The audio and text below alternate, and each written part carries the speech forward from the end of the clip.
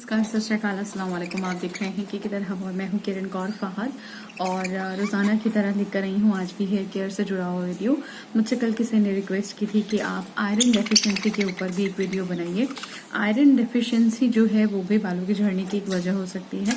अब आप सोचेंगे कि ऐसे क्या बात है और आयरन का बालों से क्या लेना देना। आयरन एक बहुत ही इम्पॉर्टेंट मिनरल है। जैसे कि हमारी बॉडी को प्रोटीन की ज़रूरत होती है, विटामिन ए की ज़रूरत होती है, विटामिन डी, सी, ए, बी 12, इस तरीके से ही हमारी बॉडी को भी आयरन की ज़रूरत होती है। और आयरन की कमी जो है वो महिलाओं में ज़्यादा होती है बनिस्बत के पुरुषों के। पुरुष को इतना आयरन की डेफिशिएंसी नहीं होती है। उसकी वजह ये है कि महिलाएं हर महीने जो है वो पीरियड्स फेस करती हैं। फेस करने का मतलब है कि वो उनकी लाइफ का एक हिस्सा है। यही वजह है कि बहुत सारी जो महिलाएं हैं उनको अलग अलग समय पे कभी ना कभी लाइफ में माफ़ कीजिएगा, आयरन की कमी ज़रूर हो जाती है। आयरन की कमी कैसे पता चलती है? बहुत सारी बॉडी अपने तरीके के साइन देने शुरू करती है। आपकी बॉडी में कई तरीके के ऐसे लक्षण आने लगते हैं जो ये बताते हैं कि आपकी बॉडी में अब आयरन की कमी हो गई है। एक इसका सबसे बड़ा जो महिलाओं में लक्षण दिखाई देता है वो ये है कि महिलाओं में चिड़चिड़ापन बहुत ज़्यादा बढ़ जाता है। अगर ऐसा हो रहा है तो आप अपनी बॉडी के इस साइन को समझिए। आपके अंदर चिड़चिड़ापन हो जाता है, आप जल्दी किसी भी काम को करते हुए थक जाते हो, आप लगातार इरिटेट रहते हो। अगर आपको कई दिनों से बहुत ज़्यादा स्लीपी फील होता है या फिर आपको सांस चढ़ती है थोड़ी सी ही सीढ़ियाँ चढ़ते हुए, you are not so much healthy, आप इतना वेट नहीं है आपका, बट फिर भी अगर आप अपना वज़न को साइड किनार करके देखो तो भी आपके साथ ये होता है कि आपको सीढ़ियाँ चढ़ते हुए, थोड़ा सा काम करते हुए, चलते हुए आपकी सांस फूलने लग जाती है। या फिर पहले ऐसा नहीं होता था लेकिन अब ऐसा हो रहा है कि क्रैम्प्स के साथ आपके पीरियड्स आ रहे हैं और आपके पीरियड्स में बहुत ज़्यादा ब्लड का फ्लो हो रहा है, तो भी आपके अंदर आयरन की डेफिशिएंसी हो सकती है। बालों का झड़ना भी एक साइन है कि आपके अंदर आयरन की डेफिशिएंसी हो चुकी है। हर किसी के मामले में चीज़ लाइन नहीं करेगी, लेकिन अगर आपको लगता है कि मेरे को तो कुछ भी नहीं हुआ, मेरे साथ तो कोई भी प्रॉब्लम नहीं हुई है, मैं तो डिप्रेशन में भी नहीं गई या मैंने कोई सर्जरी, मेरे को बीमारी ऐसी नहीं हुई कि मेरे बाल झड़ने लगे, फिर मेरे साथ क्यों हो रहा है, तो आपकी बॉडी में आयरन की डेफिशिएंसी के कारण भी ये समस्या हो सकती है। आयरन की डेफिशिएंसी पता कैसे चलती है? आयरन की डेफिशिएंसी का मतलब है बॉडी में हीमोग्लोबिन का कम होना। हीमोग्लोबिन एक पर्टिकुलर अमाउंट में हमारी बॉडी में होता है। महिलाएं तो 12 से 15 के बीच में, पुरुष हैं तो 14 से 17 के बीच में। अलग अलग मामलों में ये कंडीशन वेरी कर सकती है, लेकिन अगर आपकी बॉडी में जो आपका हीमोग्लोबिन है वो 12 से 15 के बीच में नहीं है, मैं महिलाओं की बात कर रही हूँ, अगर उनके इससे कम है तो इट मीन्स कि आपकी बॉडी में हीमोग्लोबिन की कमी है। और हीमोग्लोबिन कम होने का ये मतलब है कि आप जो है, हो सकता है आपको थकान आ रही हो सकता है आपको चिड़चिड़ापन आ रहा हो सकता है आपकी जल्दी से सांस फूल जाती हो सकता है आपको सीढ़ियाँ उतरने चढ़ने में दिक्कत हो रही हो या फिर आपके बाल झड़ने लग जा रहे हो। हीमोग्लोबिन की जांच कैसे करते हैं या कैसे आपको पता चले कि बॉडी में आयरन की कमी है? तो आप डॉक्टर से एक सलाह मशवरा करने के लिए उनसे एक अपॉइंटमेंट लीजिए। वो आपको टाइम टू टाइम बताएंगे कि आपको ये टेस्ट कराना है या नहीं कराना है। एक सिंपल ब्लड टेस्ट के ज़रिए आपकी सिचुएशन जो है वो पता चल जाती है कि बॉडी में मिनरल की कमी है या नहीं है। अगर बॉडी में आपका जो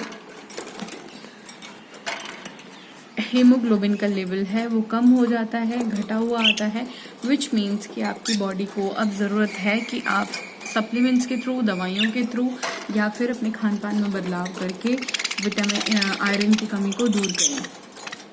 आयरन की कमी अगर इतनी ज़्यादा नहीं है या आप डॉक्टर के पास इस समय नहीं जाना चाहते हैं तो आपको अपनी डाइट में कुछ चीज़ें शामिल कर लेनी चाहिए।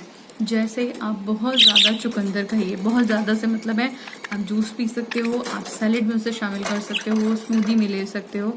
इस तरीके से आप चुकंदर को अपनी डाइट में शामिल कर सकते हो। बहुत सारे स्टेट्स ऐसे हैं जिनमें चुकंदर की सब्ज़ी भी बनाई जाती है। आप चुकंदर की सब्ज़ी को भी अपनी डाइट में शामिल कर सकते हैं।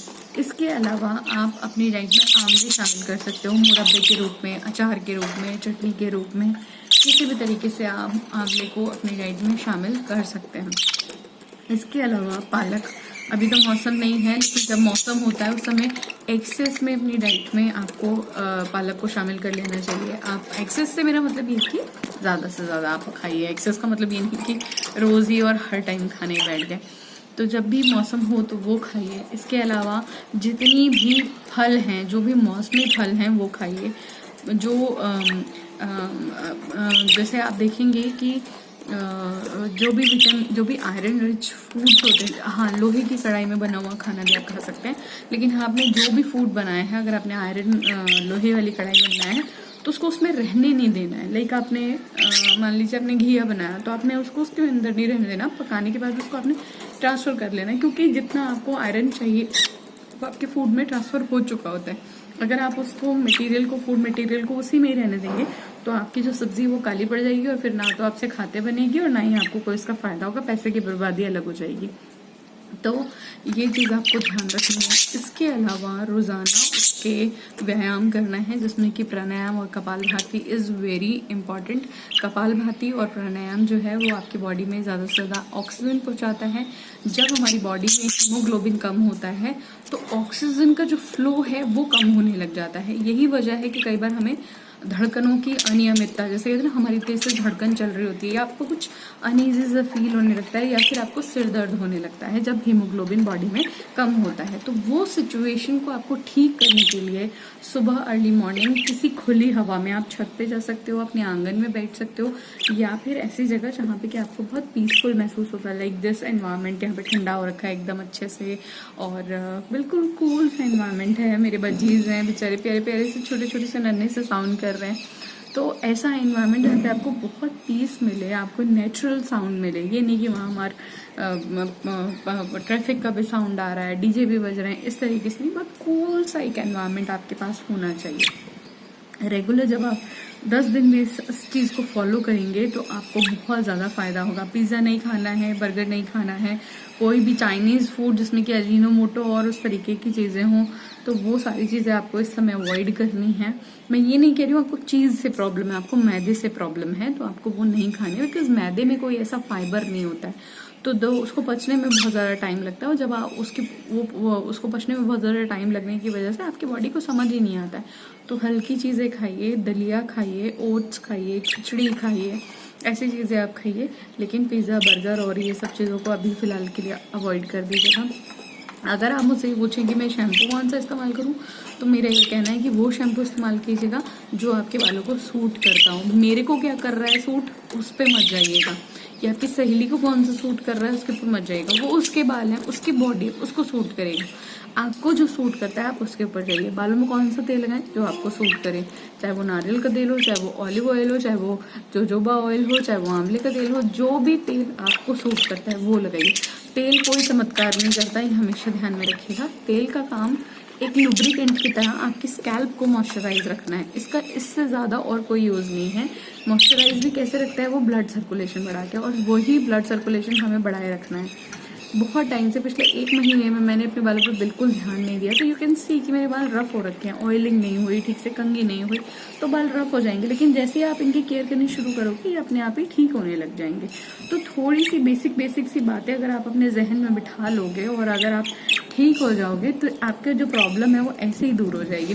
और हाँ, अगर आपकी ये प्रॉब्लम दूर होती है तो आपको मुझे एक वादा करना होगा कि अगर आपकी ये प्रॉब्लम ठीक हो जाती है तो आपको जहाँ भी, जिस भी जगह पे कोई ऐसे ज़रूरतमंद बंदा मिले जिसको कि आपको कुछ खिलाना है, आप खाना भी खिला सकते हो, आप चाय भी पिला सकते हो, जो भी जितना भी आप कर सको वो ज़रूर कीजिएगा जब आप ठीक हो जाएं तो। और याद कीजिएगा मुझे एक बार के लिए ज़रूर, ताकि मैं और आप एक नेक काम में उस ऊपर वाले को याद करते हुए एक अच्छा काम कर सकें और आपकी भी प्रॉब्लम दूर हो सके। पॉजिटिव रहिए, बहुत इंपॉर्टेंट है इस सिनेरियो में। और एक बात और इम्पॉर्टेंट, एक ब्लैक फंगस नाम की जो चीज़ है वो हमारे एनवायरनमेंट में आ गई है और बहुत सारे लोगों की आंखें जा रही हैं उसकी वजह से। अगर डायबिटीज़ है तो और ज़्यादा सतर्क रहने की ज़रूरत है। इसलिए मैं यही बोलूँगी कि अपने घर में जो भी ऐसा चीज़ है लाइक सब्जी, आटा, दाल, कोई भी बना हुआ खाना या किसी भी तरीके के, अगर आपको गार्डनिंग का शौक है तो हम लोग भी वेस्ट मटेरियल को अपने घर में रखते हैं, इस समय ना रखिए। कोई भी ऐसी चीज़ जिसमें फंगस लगने की संभावना हो, चाहे वो आपका घर है, चाहे वो घर में पड़ा हुआ वेस्ट मटेरियल है, उसको इस समय के लिए निकाल दीजिए, ना ही उसे टच कीजिए। अगर आपको टच करना पड़ रहा है तो अपने हाथों में ग्लव्स पहनिए या फिर पॉलिथीन चढ़ा के उसको समय रहते ही उसको डिस्पोज कर दीजिए। हाँ, तो मैंने बहुत हल्ला मचाया हुआ है। तो आज बहुत अच्छा एनवायरनमेंट है, ये भी खुश है, आप भी खुश रहिए। ये था मेरा आज का वीडियो। आई होप आपको वीडियो पसंद आया होगा। नेक्स्ट वीडियो के लिए